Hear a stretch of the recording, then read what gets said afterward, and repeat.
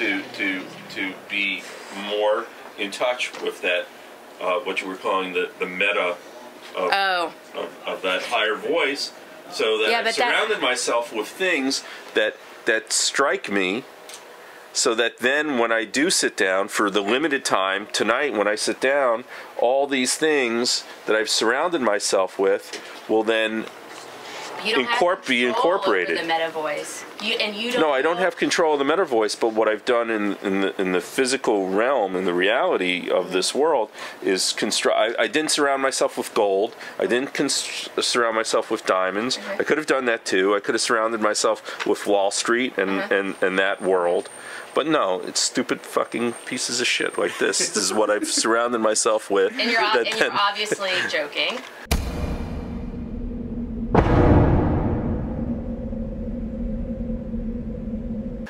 No, not really. Because those words are very powerful, and I think that might be an inaccuracy. No, but I still, there are many people who are powerful people who are involved with the power, talking about the gold and the people who are in the diamonds and the wealth hierarchy of wealth. Chimpanzee versus bonobo.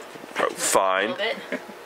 Indeed. Aggression and power and social. In that realm. Yeah. This is just a pile of shit. We're animals. Did you ever read Will Self's Great Apes? No. It's about the human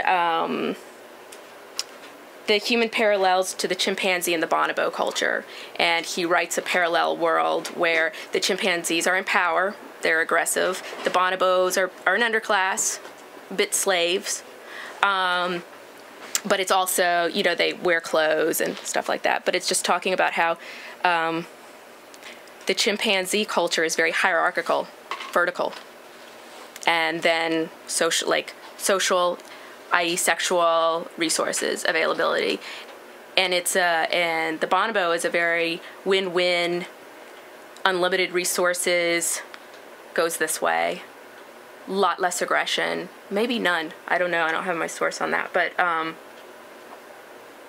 that humans, where you can't make a parallel, but in those terms, looking at the human culture, vertical versus lateral social networks, aggression versus, we're obviously a very aggressive species. You're talking about much more aggressive kind of chimpanzee, aggressive people that have the ability to, I win because you lose. In order for me to win, they have to lose. Now, who's they? Us versus them. And there are individuals that have worldviews where it's, for me and mine to get theirs, you and yours can't. And then there's others that me and mine and you and yours can get ours, and by doing it together, we can get to meta more. Right. But everybody has crazy world conceptualizations of how we, but then again, what they need to do. Of what? What they need. Now you're talking us versus them, they. Right. Yes. And that's everything, the us versus them.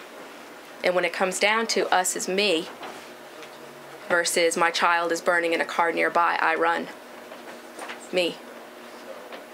Like in Hiroshima, your child's pinned down and melting, and the fire's getting hot, and you run.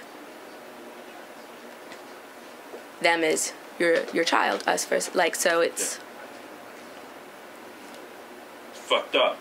Social relationships are much more sophisticated than a coded language, maybe. So.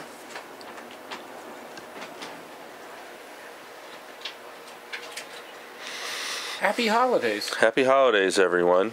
Can I just say one last thing? You look like such a cute little miniature in this big overstuffed chair. Oh, really? I am miniature. Show the pen. Now let me, what's interesting is, of course, the size of your container or the size of your, because I have this fish I'm in the process of going through this ordeal with. He's near death. He almost died on Wednesday, and I've been doing a lot of... But it's a fish. Flush him down the toilet. Fuck him. So I think of container, size of container object. Like the container I'm in, I get treated a different way than if I was in your container. And how that's affected my path significantly. Because so I have to also use that, the awareness of how I'm perceived, the object I'm in. Like, that's something that's amazing. Kids, what is this object, like how identity develops around how people respond to your object. I'm a girl, I'm a boy, I'm pretty, I'm ugly, I'm cute, I'm funny. Not funny, that's like another dimension, it's more removed, like talking more like the physical package. Don't you feel like the package you were born in has affected? Oh, the package I was born in has definitely affected everything, for sure. Path? The path, everything. Perspective? Everything from the moment of birth. These cuts on my eye. That's a great story. I was a forceps baby, and the doctor was drunk, and he thought he was pulling me out by my ass, and he pulled me out by my head, which is already saying something, you know. So it's just saying something, you know, when they're mixing up your head with your ass, it's saying something. So, and other forceps babies who's been pulled out by their head have lost their head, and then, you know, once the head is detached from the body, it's really hard to put together. So I'm just lucky to... Something very like metaphorical there too about, we think the mind is located in the brain. The mind is located in the gestalt of the body. The brain is just tissue. I believe Japanese culture, Chinese culture, when they say the mind, they point to their chest. I think they get the heart, but the mind is the meta. The mind is the system. Right. You know? But we keep thinking, like, for mental health, treat the brain. Right. Let's give them pills and people are told, like, that's exercise is for your fucking mind. Because your body's in your big toe. I mean, your mind's in your big toe. How healthy is your big toe? My big toe is a problem for me, actually. That's interesting. I've had a couple of cortisone shots in my big toe. Big toe is an interesting object. Like, how is your big toe? How is my big toe exactly? Hey, what's up? Hey, good to see you. Because there's a part of your mind that you don't know. That's contributing There's to your... There's always a part of your mind that you don't know. I mean, what percentage of ourselves do we really know each other, right? How we perceive ourselves in the world is quite often not how we're perceived. And the things that we've done... You'll never know. You'll never know. Ever know. Ever know. And you will have such inaccuracies. Huh? Camera. We'll never know... I'll never know till I watch myself on these tapes and see the Psychodelic Vaudeville. Then I know. Then I know a little too much about myself. How was that? Watching yourself on video. It's not good. It's not good.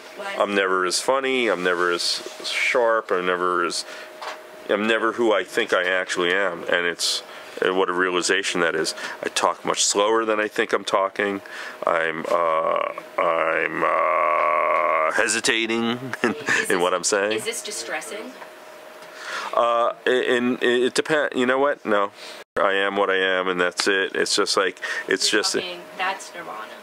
It is. I feel. I understand that, and I am pretty much over worrying about that stuff. But it is interesting still to see it, because you think, how can that be? How I present myself be so different when your viewing of it as a possible inaccuracy? Absolutely, just because as much other as people are viewing it and they're not seeing that way. Oh, you will have no idea the wild world. And if one has ever had, chemical interactions with their brain to alter their perspective. It is called the Psychedelic Vaudeville Show, after all. Really, I mean, the moment, there's an atmosphere to each moment, like in Total Recall with Arnold Schwarzenegger, when he busts out at the very end and he's in that atmosphere. Yeah. Like that's anxiety. That's and everything is. So if you're whatever moment, it's totally changing the landscape. Right. Black, white. I mean this is just, these are just circles and like. I think we're good, and I think we should take these circles and we should have another cocktail. Yes, definitely. That sounds wonderful.